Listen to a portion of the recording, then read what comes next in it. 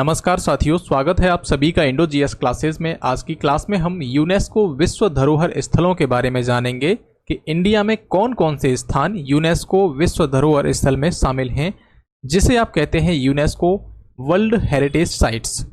सबसे पहले हम यूनेस्को के बारे में समझेंगे। इस क्लास में आपको जो है सारे यूनेस्को के जो स्थल हैं इंडिया के अंतर्गत, सांस्कृतिक, मिश्रित, प्राकृतिक, इन सभी के बारे में समझाया जाएगा। उनसे जुड़ी हुई विशेष बातें हैं उनको बताया जाएगा। तो क्लास के अंत तक बने रहें। आपके प्रत्येक एग्जाम के लिए ये क्लास बहुत ज़्यादा इम्पोर्टेंट है, क्योंकि ये प्रश्न ऐसे हैं सभी एग्जाम में पूछे जाते हैं। सबसे पहले हम यूनेस्को के बारे में समझने का प्रयास करेंगे। इसका फुल फॉर्म है United Nations Educational, Scientific and Cultural Organization, जिसका हिंदी में मतलब है संयुक्त राष्ट्र शैक्षणिक, वैज्ञानिक एवं सांस्कृतिक संगठन। इसकी स्थापना होती है 1945 में। अब हम समझेंगे यूनेस्को विश्व धरोहर स्थलों के बारे में।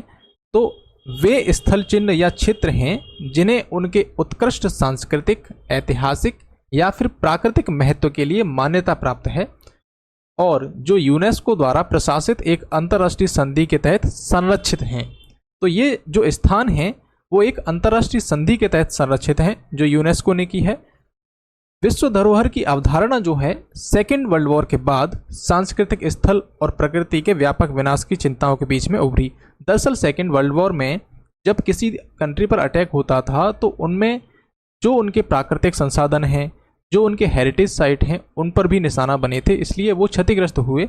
इसी समस्या के समाधान के प्रयासों के परिणाम स्वरूप 1972 में विश्व सांस्कृतिक और प्राकृतिक धरोहरों के संरक्षण से संबंधित एक कन्वेंशन या फिर मसौदा तैयार किया गया, जिसे आमतौर पर हम विश्व धरोहर कन्वेंशन के नाम से जानते हैं।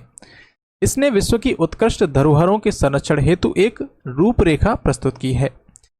1972 में ये सम्मेलन होता है, लेकिन 1975 से ये सब लागू होता है।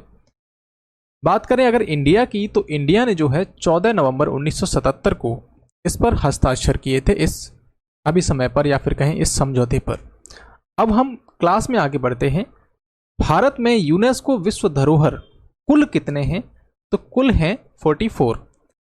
हम जिस दिन ये क्लास रिकॉर्ड कर रहे हैं उस दिन के हिसाब से कहें या फिर जुलाई 2025 की बात करें तो 44 यहाँ पर भारत में यूनेस्को विश्व धरोहर स्थल हैं, जिनमें से 36 स्थल जो हैं सांस्कृतिक कैटेगरी के अंतर्गत हैं, 7 प्राकृतिक और 1 मिश्रित कैटेगरी के अंतर्गत आता है जो है आपका कंचनजंगा राष्ट्रीय उद्यान, क्योंकि यहाँ पर सांस्कृतिक और प्राकृतिक दोनों की विशेषताएं देखने को मिलती हैं।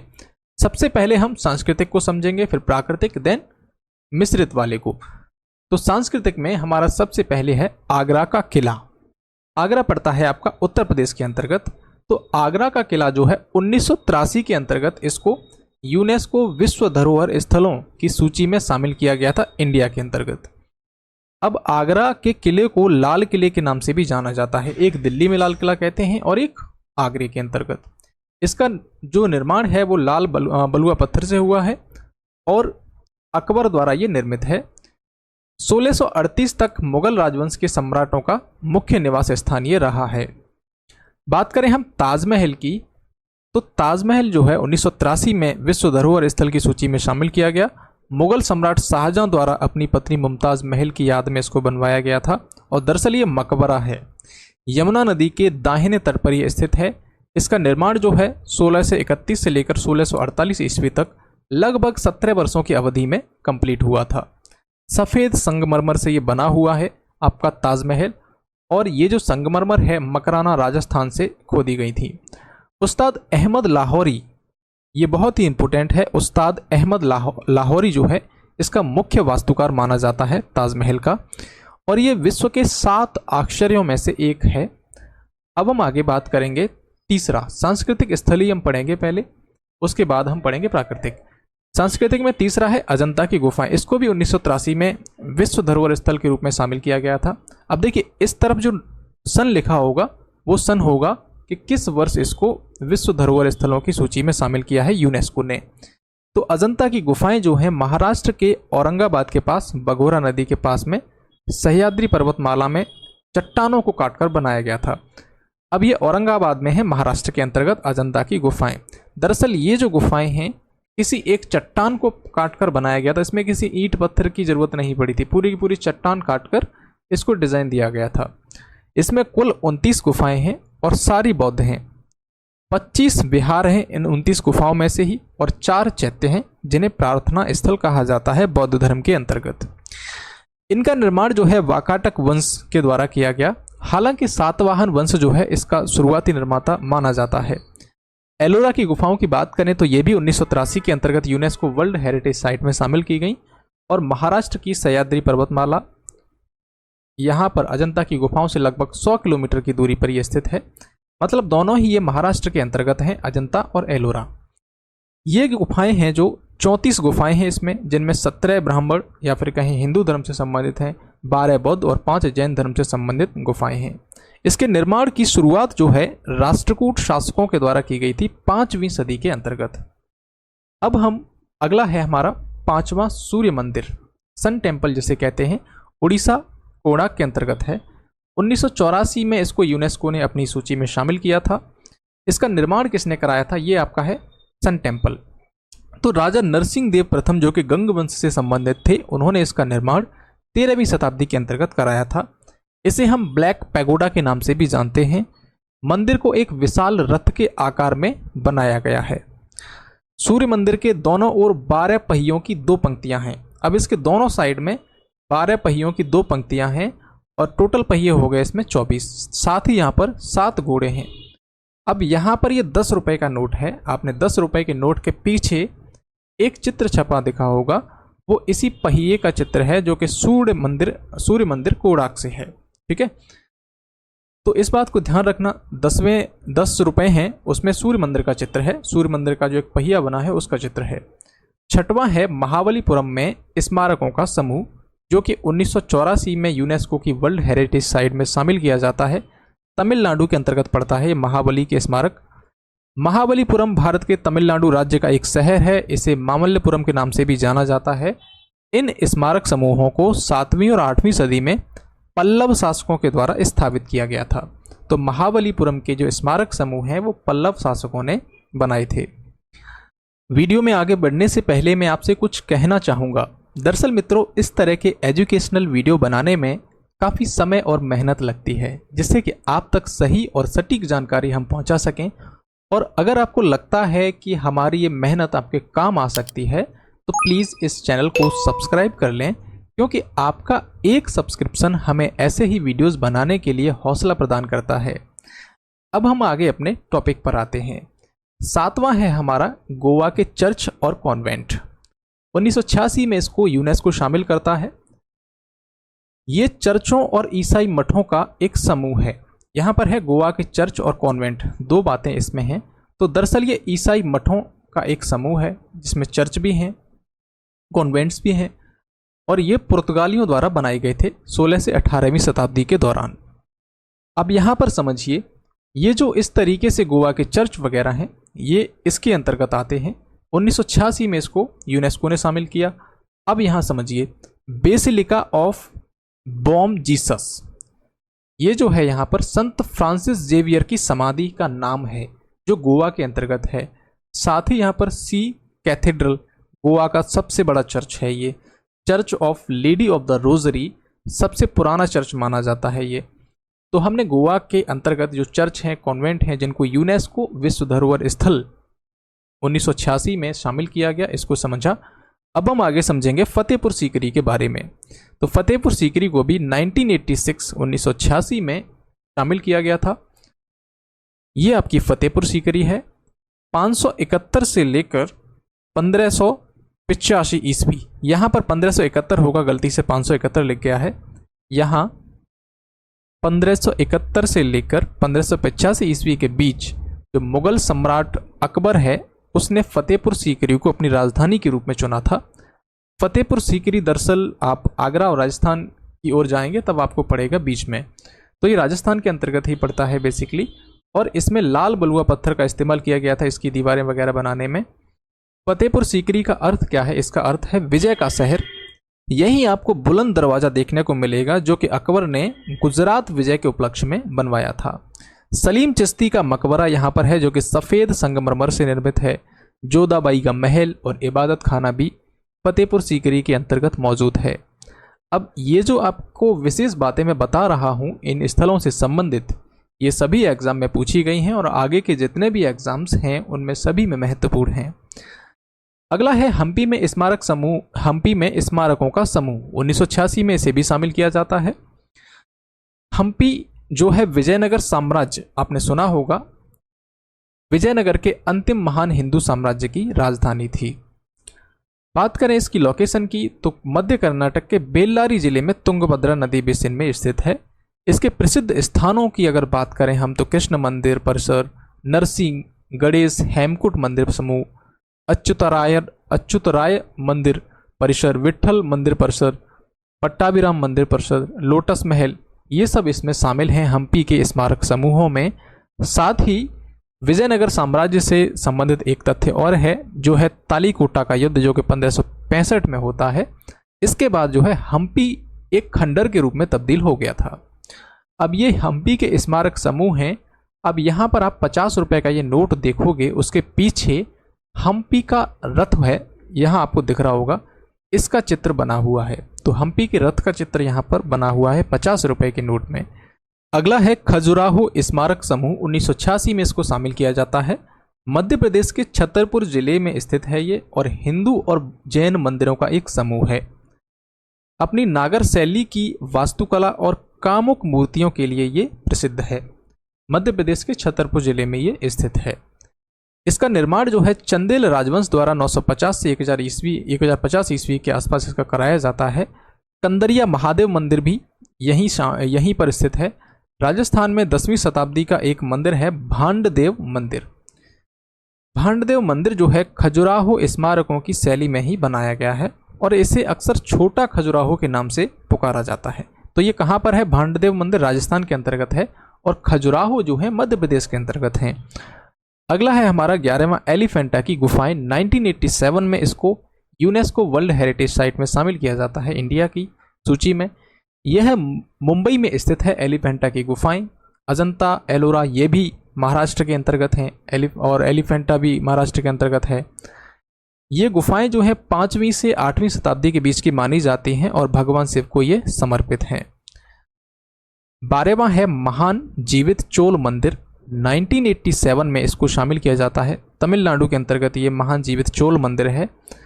भारत के तमिलनाडु राज्य में स्थित 3 भव्य मंदिरों का एक समूह है जिन्हें चोल वंश के शासकों ने बनवाया था।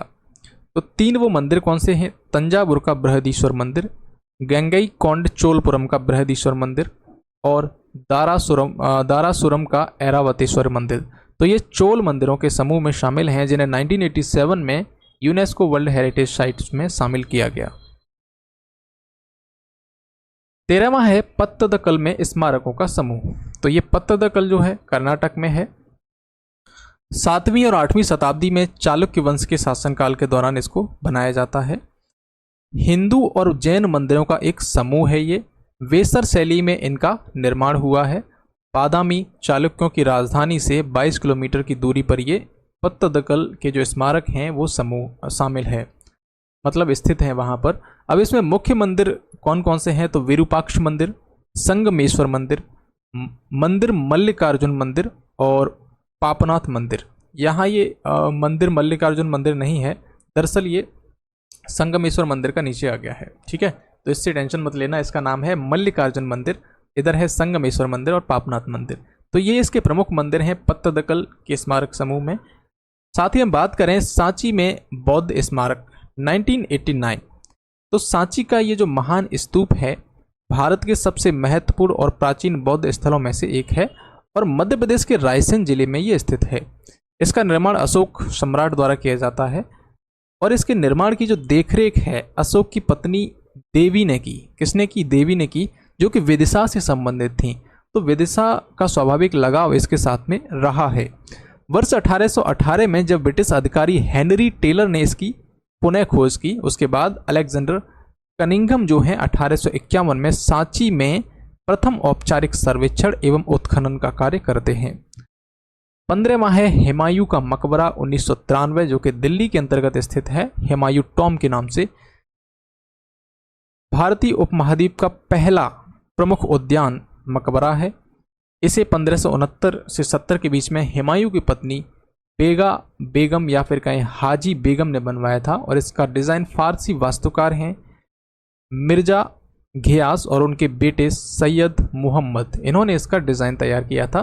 दरअसल हुमायूं के मकबरे का बनवाया किसने था? बेगा बेगम, जो कि हुमायूं की पत्नी थी। हुमायूं कौन था? बाबर के बाद जो शासक हुआ था। हुमायूं बाबर का पुत्र था। चौसा का युद्ध हुमायूं और शेरशाह सूरी के बीच में होता है, ये बहुत ही महत्वपूर्ण है। 16वां है कुतुब मीनार और उसके स्मारक।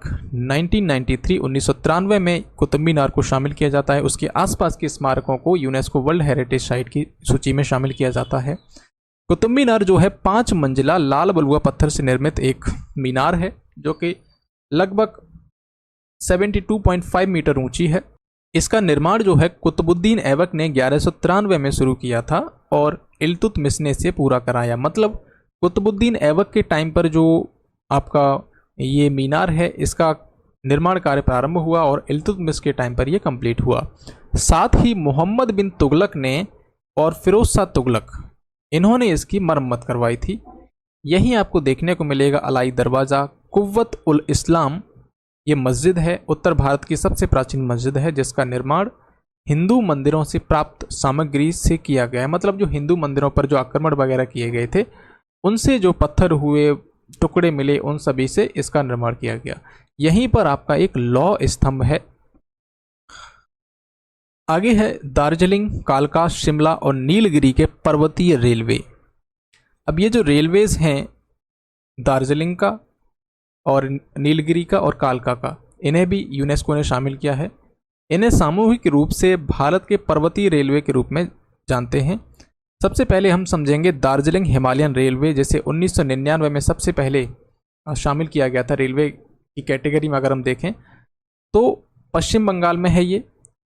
1879 से 1881 के बीच में ब्रिटिश काल के दौरान इसका निर्माण होता है और ये जो ट्रेन्स हैं वो न्यू जलपाईगुड़ी और दार्जिलिंग के बीच में चलती हैं। नीलगिरी पर्वतीय रेलवे तमिलनाडु में स्थित है ये और मेट्टुपालयम से ऊटी तक ये चलती है और यह एशिया का सबसे ढलान वाला ट्रैक है।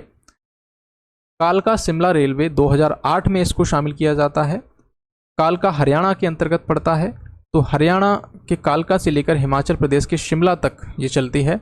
शिमला जो है तत्कालीन ब्रिटिश भारत की राजधानी, ग्रीष्मकालीन राजधानी रहा करती थी और इनको जोड़ने के लिए 1898 में इसका निर्माण किया गया था। तो ये पर्वतीय रेलवे हैं इंडिया के अंतर्गत, बहुत ही सुंदर वादियों से, पहाड़ियों से होकर गुजरती हैं। कभी आपको जाना हो तो अवश्य घूमकर आए यहाँ पर। 18वां है बोधगया में महाबोधि मंदिर परिषद 2002। अब यहाँ पर मैंने इम्पोर्टेंट लिख रखा है क्योंकि ये जो है करेंट में रहे हैं, टॉपिक चर्चा के विषय रहे हैं, इसलिए हो सकता है इनसे प्रश्न आ जाए। तो बोधगया में महाबोधि मंदिर परिषद 2002 में इसको शामिल किया जाता है यूनेस्को द्वारा। और बोधगया जो है आप जानते ही हैं, गौतम बुद्ध को ज्ञान की प्राप्ति यहाँ पर हुई थी। इस मंदिर का निर्माण 3री शताब्दी ईसा पूर्व में सम्राट अशोक द्वारा कराया गया। यह भारत में पूरी तरह से ईंटों से निर्मित सबसे प्राचीन बौद्ध मंदिरों में से एक है और यह मंदिर पाल राजवंश के दौरान बौद्ध स्थल बना रहा। साथ ही यहाँ पर 629 ईस्वी में चीनी यात्री ह्वेनसांग यहाँ पर यात्रा करता है। 19वां है भीमबेटका के शैलाश्रय। 2003 में इसको यूनेस्को शामिल करता है। भीमबेटका के शैलाश्रय मध्य प्रदेश के अंतर्गत पड़ते हैं। विंध्य पर्वतमाला में भोपाल के दक्षिण में ये स्थित हैं।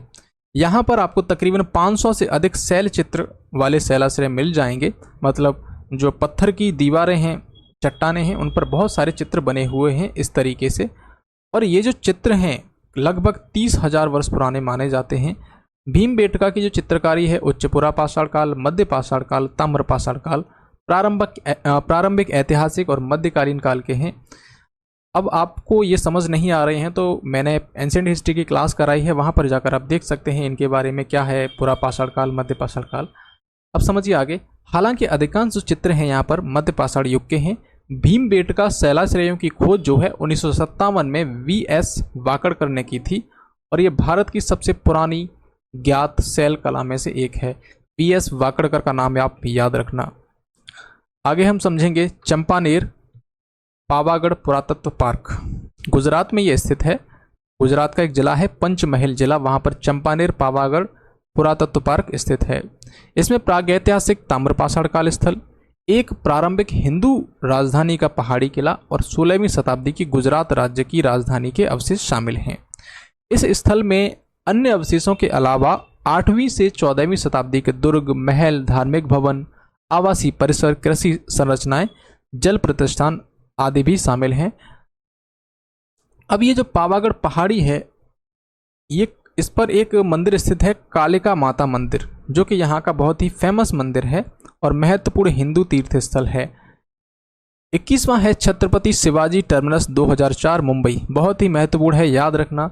इसे पहले विक्टोरिया टर्मिनस के नाम से जाना जाता था और फिर 1996 में छत्रपति शिवाजी टर्मिनस इसको कहा जाने लगा। 2017 में छत्रपति शिवाजी महाराज टर्मिनस के नाम से ये पुकारा जाने लगा। भारतीय और विक्टोरियन जिसे हम कहेंगे गोथिक वास्तुकला की एक उत्कृष्ट उदाहरण है। गोथिक शैली में इसका निर्माण किया गया है। आर्ट एंड कल्चर जब आप पढ़ते हो तो वहाँ स्थापत्य की शैलियाँ हैं, जिनमें से गोथिक शैली है। तो गोथिक शैली का ये एक उत्कृष्ट उदाहरण है। इसका वास्तुकार कौन था? तो फ्रेडरिक विलियम स्टीवंस इसका वास्तुकार था, इसने इसको डिजाइन किया था। 22वां है लाल किला परिसर 2007, दिल्ली के अंतर्गत ये पड़ता है। लाल किला दिल्ली वाले की हम बात कर रहे हैं, आगरा की नहीं। तो देखिए, इसका निर्माण करता है मुगल बादशाह शाहजहां 1648 में। यमुना नदी के तट पर स्थित है। लाल बलुआ पत्थर से इसका निर्माण हुआ है। दीवाने आम, दीवाने खास, रंग महल, मोती मस्जिद, लाहौरी गेट इसमें मौजूद हैं। अब ये जो रेड फोर्ट है आपका दिल्ली का, इसका जो चित्र है 500 रुपए के नोट के पीछे आपने देखा होगा, यहाँ पर छपा हुआ है। अगला है जंतर मंतर, जो कि जयपुर के अंतर्गत है। दिल्ली वाले की बात नहीं कर रहे हम, जयपुर में है। 2014 में इसको शामिल किया गया था। विश्व की सबसे बड़ी पत्थर की धूप घड़ी, जिसे आप कहोगे सूर्य घड़ी, यहाँ पर स्थित है, जिसे सम्राट यंत्र भी कहा जाता है। महाराजा सवाई जयसिंह द्वितीय के शासनकाल में इसको बनाया गया था। यह है आपका जंतर मंतर जयपुर के अंतर्गत। राजस्थान के पहाड़ी किले 2014 में इनको शामिल किया जाता है यूनेस्को द्वारा अपनी वर्ल्ड हेरिटेज साइट की सूची में। चित्तौड़गढ़, कुंभलगढ़, सवाई माधोपुर, झालवाड़, जयपुर और जैसलमेर में ये 6 राजसी किले शामिल हैं इसके अंतर्गत। राजस्थान के पहाड़ी किले में 6 किले शामिल हैं, जो हैं आपके चित्तौड़गढ़, कुंभलगढ़, आमेर, रणथंभौर, गागरोन और जैसलमेर। तो चित्तौड़गढ़ का किला चित्तौड़ में है। कुंभलगढ़ का किला राजसमंद जिला राजस्थान के अंतर्गत है। आमेर किला आमेर के अंतर्गत है। रणथंभौर किला सवाई माधोपुर के अंतर्गत है। गागरोन किला झालवाड़ डिस्ट्रिक्ट के अंतर्गत है। और जैसलमेर किला जो है जैसलमेर के अंतर्गत है राजस्थान में। तो ये जो है इन सभी का जो समूह है 2014 में इनको शामिल किया गया था राजस्थान के पहाड़ी किले के नाम से यूनेस्को द्वारा। 25वां है रानी की वाव, जो कि 2014 में इसको शामिल किया गया। पाटन गुजरात के अंतर्गत ये मौजूद है और ये प्रसिद्ध बावड़ी है, सीढ़ीदार कुआं जिसे कहते हैं। और इसका निर्माण 11वीं शताब्दी में राजा भीम प्रथम की पत्नी रानी उदयमती द्वारा इसका कराया गया था। सरस्वती नदी के तट पर यह स्थित है और 100 रुपए के नोट पर भी रानी की वाव का चित्र आपको अंकित मिलेगा। तो ये 100 रुपए का नोट है, यहाँ पर आपको रानी की वाव का ये जो चित्र है देखने को मिल रहा होगा। अगला स्थल है हमारा नालंदा महाविहार का पुरातात्विक स्थल। 2016 में इसको शामिल किया जाता है यूनेस्को द्वारा। बिहार के अंतर्गत राजगीर में ये मौजूद है नालंदा। और गुप्त सम्राट कुमारगुप्त ने आधुनिक बिहार में 427 ईस्वी में नालंदा विश्वविद्यालय की स्थापना की थी। किसने की थी? कुमारगुप्त ने की थी।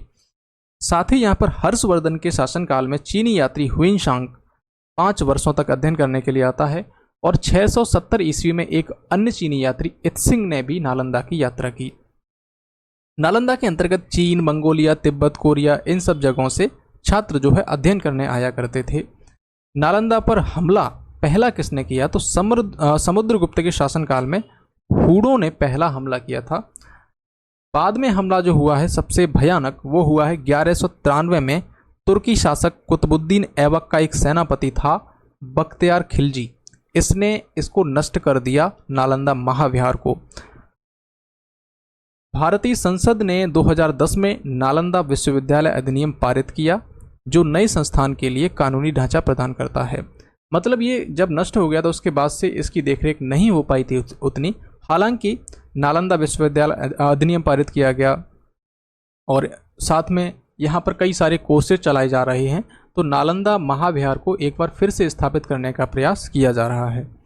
17वां है सांस्कृतिक स्थल के अंतर्गत ही ले कोर्बुसिए का वास्तुशिल्पकार 2016 में इसको शामिल किया गया। तो यूनेस्को ने वास्तुकार था एक ले कार्बुसिए, इसके 17 वास्तुशिल्प कार्यों को जो 7 देशों में फैले हुए थे विश्व धरोहर स्थलों की सूची में शामिल किया है। तो ले कार्बुसिए एक वास्तुकार रहा है, इसके जो कार्य हैं लगभग 7 देशों में इसने कई सारे स्मारक बनाए, तो इन्हीं में इसको शामिल किया गया है। तो ले कार्बुसिए का वास्तुशिल्प कार्य जो इंडिया के अंतर्गत मौजूद है उसको भी यहाँ पर शामिल किया गया है। 28वां है ऐतिहासिक शहर अहमदाबाद, विश्व विरासत स्थलों की सूची में शामिल होने वाला भारत का पहला और एशिया का तीसरा शहर है। अन्य 2 शहर कौन से हैं फिर? श्रीलंका में है गाले और नेपाल में है भक्तपुर। ठीक है, तो इंडिया के अंतर्गत भारत का पहला ऐतिहासिक शहर है, सांस्कृतिक स्थलों के रूप में यूनेस्को ने शामिल किया है, वो है आपका अहमदाबाद। 2017 में इसको शामिल किया जाता है। इसकी स्थापना जो है 1411 ईस्वी में सुल्तान अहमद शाह ने की थी, अहमदाबाद की स्थापना। 29वां है मुंबई का विक्टोरियन गॉथिक और आर्ट डेको एनसेम्बल, 2018 में इसको शामिल किया जाता है। तो मुंबई के अंतर्गत जो विक्टोरियन गॉथिक शैली में ये जो निर्माण कार्य हुआ था ब्रिटिश काल के दौरान, इन सभी को भी शामिल किया गया था 2018 के अंतर्गत यूनेस्को द्वारा। आगे हम समझेंगे जयपुर शहर 2019 में इसको शामिल किया गया था और अहमदाबाद के बाद देश का दूसरा शहर है जिसे यूनेस्को ने अपनी विश्व धरोहर स्थलों की सूची में शामिल किया है। जयपुर को हम गुलाबी शहर या पिंक सिटी के नाम से जानते हैं। इसकी स्थापना 1727 ईस्वी में सवाई जयसिंह द्वितीय के संरक्षण में हुई थी। अब जयपुर के अंतर्गत कई सारे स्थान हैं जैसे कि नाहरगढ़ फोर्ट, हवा महल, गोविंद जी टेम्पल, अंबर फोर्ट, ये सारी जो हैं जयपुर सिटी के अंतर्गत हैं, इसलिए पूरे जयपुर शहर को सांस्कृतिक धरोहर के रूप में यूनेस्को ने शामिल किया है। अगला है धौलावीरा। धौलावीरा हड़प्पा सभ्यता से संबंधित है। 2021 में इसको यूनेस्को शामिल करता है। गुजरात के कच्छ जिले के अंतर्गत है। इसकी खोज होती है 1968 में जगपति जोशी के द्वारा। सिंधु सभ्यता का 5वां सबसे बड़ा स्थल है। मानसर और मनहर नदियों के बीच में ये स्थित है और कर्क रेखा पर ये स्थित है। भारत के 40वें विश्व धरोहर स्थल के रूप में इसे सूचीबद्ध किया गया था 2021 में, और ये बहुत ही इम्पोर्टेंट है। धौलावीरा बार बार पूछा जाता है और न्यूज़ में भी ये बना रहा था। हालांकि हम यह करंट अफेयर नहीं पढ़ रहे हैं, इसलिए मैं आपको करंट में नहीं बता रहा कि क्यों न्यूज़ में था ये, तो इसको याद रखना इसलिए बहुत ज़्यादा इम्पोर्टेंट है। ये आपका इंडिया का मैप है। यहाँ आप गुजरात देख रहे होंगे, तो गुजरात में इस वाले क्षेत्र में आपको धौलावीरा नज़र आएगा, यहाँ पर कच्छ के रण के पास में ये धौलावीरा के खंडर हैं। 32वां है काकतीय रुद्रेश्वर रामप्पा मंदिर। 2021 में इसको शामिल किया जाता है यूनेस्को के अंतर्गत। तेलंगाना राज्य के मुलुगु जिले के पालमपेट गांव में स्थित है। ये मतलब तेलंगाना में है काकतीय रुद्रेश्वर, जिसे रामप्पा मंदिर भी कहते हैं। भगवान शिव को समर्पित है। इसे रुद्रेश्वर मंदिर के नाम से भी जाना जाता है। इसका निर्माण काकतीय वंश के शासक गणपति देव द्वारा कराया गया था और इसका जो निर्माण है रामप्पा नाम का एक मूर्तिकार था, उसने बनाया था और इसी के नाम पर इसका मंदिर का नाम पड़ा रामप्पा मंदिर। सैंड बॉक्स तकनीक का यहाँ पर उपयोग किया गया है जिससे कि भूकंप रोधी बनाया जा सके। शांति निकेतन 2023 में यूनेस्को द्वारा अपने विश्व धरोहर स्थलों की सूची में शामिल किया जाता है। भारत का 41वां विश्व धरोहर स्थल है। पश्चिम बंगाल के वीरभूमि जिले में स्थित है ये शांति निकेतन, और इसकी स्थापना 1901 में रविन्द्रनाथ टैगोर द्वारा की जाती है। अगला है होयसल के पवित्र मंदिर समूह। 2023 में इनको शामिल किया जाता है। होयसल कहाँ पर है? कर्नाटक के अंतर्गत है। तो कर्नाटक में स्थित 3 होयसल शैली के मंदिरों का एक समूह है। तो बेल्लूर का चन्नकेश्वर मंदिर, हलेबीड का होयलेश्वर मंदिर और सोमनाथपुरा का केशव मंदिर। तो ये मंदिर जो हैं 12वीं से 13वीं शताब्दी के दौरान होयसल राजाओं द्वारा बनाए गए थे। मोयम अहोम राजवंश की टीला दफनाने की व्यवस्था। अब ये जो लास्ट के आपको बता रहा हूँ 2020 से लेकर 2025 तक, ये बहुत ही इंपॉर्टेंट रहेंगे क्योंकि ये हाल में ही जोड़े गए, इसलिए आप इनको याद रखना। तो ये जो टीले हैं, अहोम शासक, असम के अंतर्गत अहोम राजवंश था। उन राजवंश के शाही परिवार के जो सदस्य थे, जब डेथ हो जाती थी तो उनके अंतिम संस्कार के लिए ये एक इस तरीके से टीले बनाए जाते थे, तो इसी को मोइदम कहा जाता है। तो ये मोइदम है, इनको शामिल किया गया है 2024 में यूनेस्को द्वारा अपनी विश्व धरोहर स्थलों की सूची में। 36वां है भारत के मराठा सैन्य परिदृश्य। 2025 में हाल ही में इसको शामिल किया गया है, बहुत ही महत्वपूर्ण है। भारत का 44वां विश्व धरोहर स्थल है ये, और भारत के मराठा सैन्य परिदृश्य में कुल 12 प्रमुख किले शामिल हैं। मराठों से संबंधित प्रमुख किले हैं महाराष्ट्र के अंतर्गत, आप देखोगे सालेर, शिवनेरी, लोहगढ़, खंडेरी, रायगढ़, राजगढ़, प्रतापगढ़, स्वर्णदुर्ग, पन्हाला, विजयदुर्ग, सिंधुदुर्ग। तमिलनाडु के अंतर्गत एक किला है जिंजी किला, तमिलनाडु वाला पूछा जा सकता है, याद रखना। तो इस प्रकार हमने यूनेस्को के विश्व धरोहर स्थलों की सूची में जो सांस्कृतिक स्थल हैं इंडिया के अंतर्गत उन्हें समझा है, जो कि 36 थे। अब हम समझेंगे प्राकृतिक स्थलों के बारे में। तो यूनेस्को विश्व धरोहर सूची के अंतर्गत 7 प्राकृतिक स्थल मैंने आपको बताए थे। तो उनमें पहला है काजीरंगा राष्ट्रीय उद्यान, जिसे 1985 में शामिल किया जाता है। काजीरंगा कहाँ पर है? असम के अंतर्गत स्थित है। एक सींग वाले गैंडे के लिए ये प्रसिद्ध है। 1974 में नेशनल पार्क के रूप में इसको अधिसूचित किया जाता है। 2006 में बाघ अभ्यारण्य, और ब्रह्मपुत्र की एक सहायक नदी है डेफालू, इसी राष्ट्रीय उद्यान से होकर बहती है, और ब्रह्मपुत्र नदी का इस उद्यान के उत्तरी सीमा के साथ में बहती है। अब ये एक सींग वाले गैंडे के लिए प्रसिद्ध है। यहाँ आप इसकी लोकेशन देखेंगे तो ये पूर्वोत्तर का मैप है, जिसमें आपको असम ये स्टेट देखने को मिलेगा। यहाँ पर है आपका काजीरंगा। दूसरा है केवलादेव राष्ट्रीय उद्यान, 1985 में इसे भी शामिल किया जाता है, और ये भरतपुर के अंतर्गत है। भरतपुर राजस्थान में पड़ता है। आर्द्रभूमि और पक्षी अभ्यारण्य है। 1981 में उड़ीसा में चिल्का झील और राजस्थान में केवलादेव राष्ट्रीय उद्यान को अपने प्रथम रामसर स्थल के रूप में मान्यता मिली थी। भरतपुर पक्षी अभ्यारण्य भी इसको कहा जाता है। केवलादेव राष्ट्रीय उद्यान को गंभीरा और बाणगंगा 2 नदियां हैं जो इस राष्ट्रीय उद्यान से होकर बहती हैं। अगला है मानस वन्यजीव अभ्यारण्य, 1985 में इसको शामिल किया गया था। असम में ये स्थित है। ब्रह्मपुत्र की सहायक नदी मानस नदी, इसी के नाम पर इसका मानस वन्यजीव अभ्यारण्य पड़ा था। अब इसकी लोकेशन देखोगे आप तो असम के अंतर्गत यहाँ पर ये आपको देखने को मिलेगा, इस जगह पर मानस वन्यजीव अभ्यारण्य। यहाँ पर है आपका काजीरंगा, ठीक है। बेकी नदी जो है मानस के बीच से होकर बहती है। 1973 में इसको बाघ अभ्यारण्य घोषित किया गया था। 1985 में विश्व धरोहर स्थलों की सूची में सूचीबद्ध हुआ। 1989 में बायोस्फीयर रिजर्व घोषित हुआ। 1990 में राष्ट्रीय उद्यान, और 2003 में हाथी रिजर्व इसको घोषित किया गया। बात करें हम सुंदरवन राष्ट्रीय उद्यान की, तो 1987 में इसको यूनेस्को ने शामिल किया था। पश्चिम बंगाल के अंतर्गत पड़ता है ये। सुंदरवन डेल्टा आपने सुना होगा, पश्चिम बंगाल और बांग्लादेश के रीजन में आपको देखने को मिलेगा। सुंदरवन टाइगर रिजर्व, यहाँ पर रॉयल टाइगर देखने को मिलेगा। दुनिया के विशाल मैंग्रोव वन, गंगा ब्रह्मपुत्र मेघना जो नदी है उसके संगम पर भारत और बांग्लादेश में यहाँ पर आपको देखने को मिलेंगे सुंदरवन के अंतर्गत। तो सुंदरवन के बारे में इतनी जानकारी काफ़ी है। 5वां है नंदा देवी और फूलों की घाटी राष्ट्रीय उद्यान। तो जो नंदा देवी है इसको 1988 में शामिल किया जाता है यूनेस्को द्वारा। इसी का विस्तार फूलों की घाटी के रूप में 2005 में शामिल किया था यूनेस्को ने। यह उत्तराखंड के नंदा देवी बायोस्फीयर रिजर्व के भीतर स्थित है। यहाँ पर आपको ग्रे लंगूर, उड़ने वाली गिलहरी, ये बहुत महत्वपूर्ण है, लाल लोमड़ी जैसे दुर्लभ पशुओं की प्रजाति भी निवास करती है। तो यहाँ पर बहुत ही सुंदर सुंदर आपको फूल देखने को मिलेंगे, प्राकृतिक जो नज़ारे हैं देखने को मिलेंगे। तो यहाँ पर आप जा सकते हैं, नहीं तो फोटो देखकर मजे लीजिए। आगे है पश्चिमी घाट 2012, इसको शामिल किया जाता है पश्चिमी घाट को।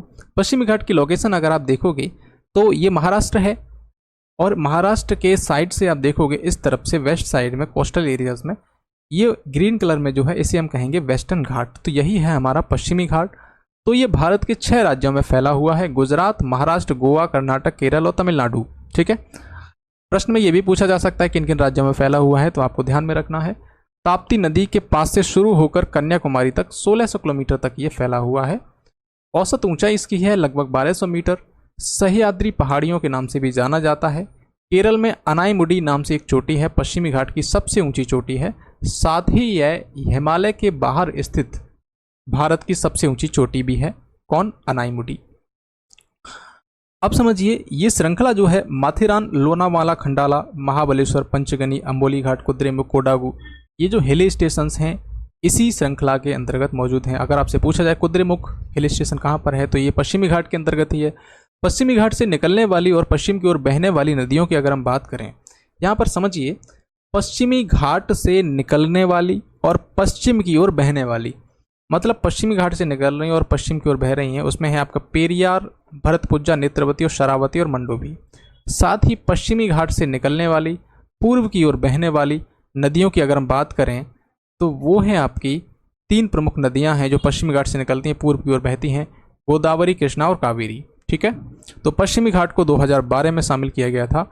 लास्ट है हमारा सांस्कृतिक के अंतर्गत, प्राकृतिक के अंतर्गत सॉरी, वो है आपका ग्रेट हिमालयन नेशनल पार्क, जिसे 2014 में शामिल किया गया था।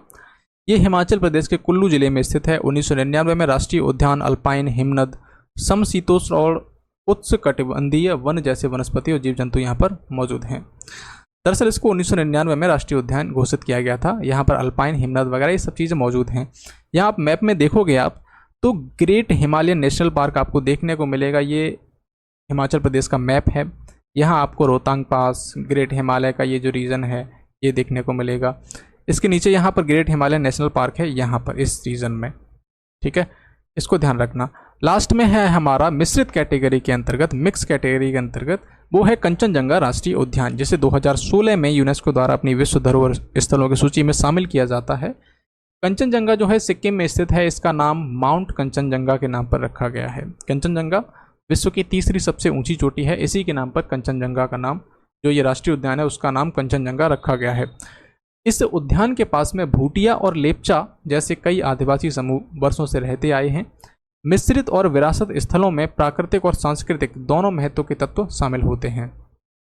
2018 में कंचनजंगा बायोस्फीयर रिजर्व, इसको यूनेस्को के विश्व नेटवर्क ऑफ बायोस्फीयर रिजर्व में शामिल किया गया था।